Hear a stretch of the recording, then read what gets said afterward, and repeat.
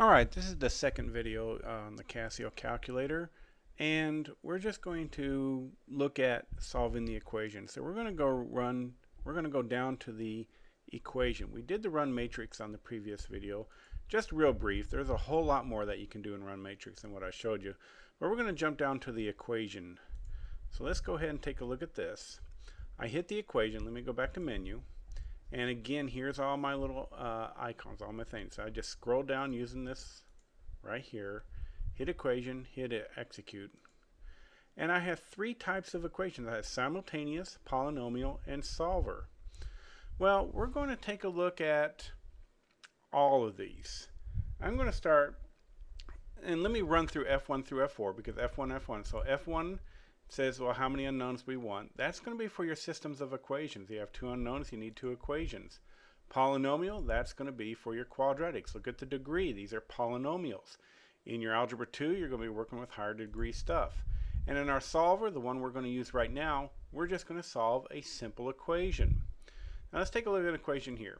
Here we have, oh, that didn't work out because I don't have the whole screen saved. But I'll just go ahead and tell you what I have. 4x minus 3 is equal to 2x plus 5. I'm going to go ahead and enter that into the calculator. And I'm going to just write it as it is. So 4x minus 3. So here's 4x minus 3. Now remember, I have to hit the shift key. There's my equal sign down there. It's very hard to find unless you're kind of told. 4 is equal to 3 is equal to 2x plus 5. So there's my x key, 2x plus 5. Hit enter, and it just solves it. It kind of already solved it for me, but I can repeat right back here, and it shows x is equal to 4. And that is correct. To detect your work, just put 4 in the back sides. Previously, when we did this, we would just say, okay, let's work with one side, get rid of the other. And when we have 4x minus 3 is equal to 2x plus 5, I'd subtract 2x on both sides. 2x minus 3 is equal to 5. Add 3 to both sides. I have 2x is equal to 8. Keep simplifying. X is equal to 4, so on. So let's go ahead and delete this out. And I'm back to square one. Let's go ahead and try a different one. And we can use parentheses and all kinds of stuff. So if you get a really complex equation, type it in the way you see it. Remember, equation, one variable. One equation, one unknown. If you have two unknowns, that is a system of equations. So let's do this next one. I won't pull up the other slide. And it's 2 parentheses 2x minus 3 parentheses. I have to go down to my equal sign again, shift equal. And I'm going to do 6 parentheses x plus 2. X plus 2, close the parentheses. I typed it in exactly the way I saw it.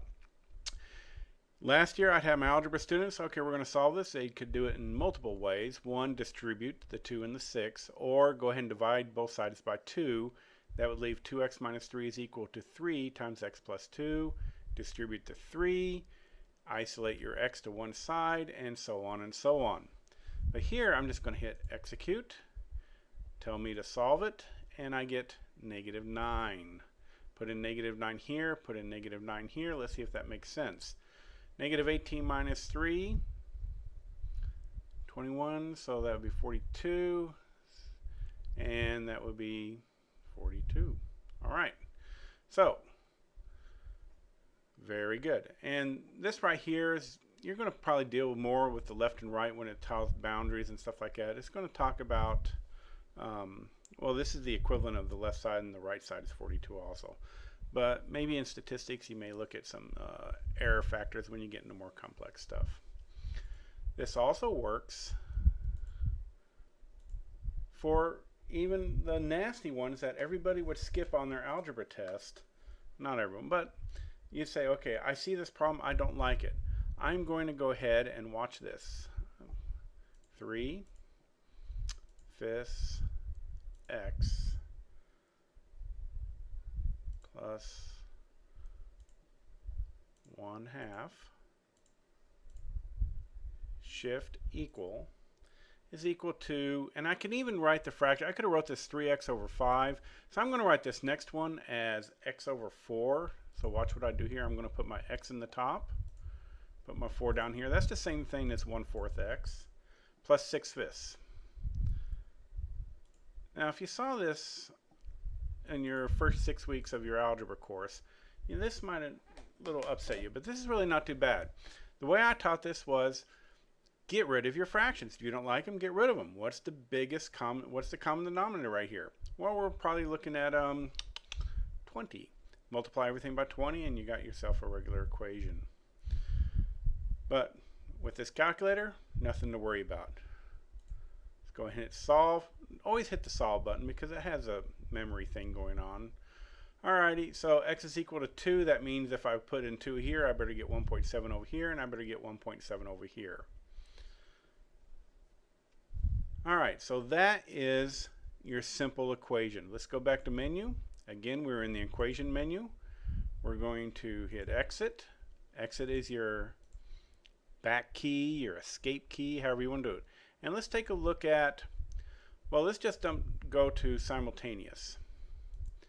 This is our systems of equations. And again, I probably don't have it here. Let's put one over here. Here we go. Drag them into my recording window. And I have 3 systems of equations here. I'll just go ahead and do these. It is extremely important. In fact, you can't do it unless they are in standard form. You're still going to have to be able to manipulate your algebraic expressions. So if that was a 2x is equal to 14 plus 2y, you got to get that 2y to the other side. Your x term, your y term, and your number. When you get in Algebra 2, you're going to recognize that we're basically working a matrix. So where'd my calculator go? So let's go ahead and have 2 unknowns. We have an unknown x and an unknown y. I'm going to clear everything. And it's in standard form, and if you remember the equation, it's 2x minus 2y is equal to 14. My a, the number in front of the x, is 2. I have a negative 2 in front of that y, and I have a 14 equal to. This is my 2x minus 2y is equal to 14. My bottom one just had x plus 4y is equal to negative 13. The number in front of the x was a 1. I have a 4 in front of the y and a negative 13 in front of that. So I can solve this puppy. So here again, this is what we're doing. I think I just wrote down, no, I did it. Yeah, I did this problem right here. I don't know if I did, let me check. Did I put a negative in for that? No, I didn't. I did good. All right, so we're just going to hit solve. Ignore these numbers, and x is equal to 3, y is equal to negative 4. Before, you had to do systems of eliminations or by elimination or substitution. On occasion, graphing, but for the most part, you had to do it a fairly tedious method. On the TI, you could have solved by graphing, but you had to get it into y equal mx plus b form for that to happen. This one is pretty straightforward. Let's go ahead and look at another one. And I'm going to go ahead and do 3x minus 3y is equal to negative 1. So this is in standard form. 3, negative 3, and 1.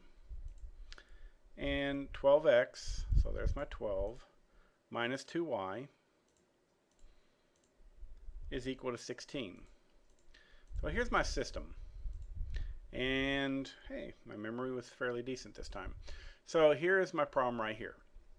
I just plug that into the calculator, just go hit solve, and execute, and we have it in fraction form. Remember I initially set up right here, see that DC? I love my answers in fractions. I can convert it. And there's my x. I can convert that to a decimal also, just by hitting that key. This is pretty cool stuff. There's my x and there's my y. This would have been an extremely hard problem to do by substitution or elimination because we are getting some unusual things. It would be a fraction problem. You would have to work pretty hard at it. With the calculator, it does not care. Fractions, whole numbers, whatever, you just put in what you have. Just make sure you're in standard form. Let's take a look at some quadratics. Here we have x squared plus 4x is equal to 12. Our main problem is the calculator works in standard form. This first one is not in standard form, the second one is. And we also, because we're looking for roots, the quadratic where it crosses the x-axis, y is equal to 0, so we set our dependent variable equal to 0. Y is equal to 0 right here.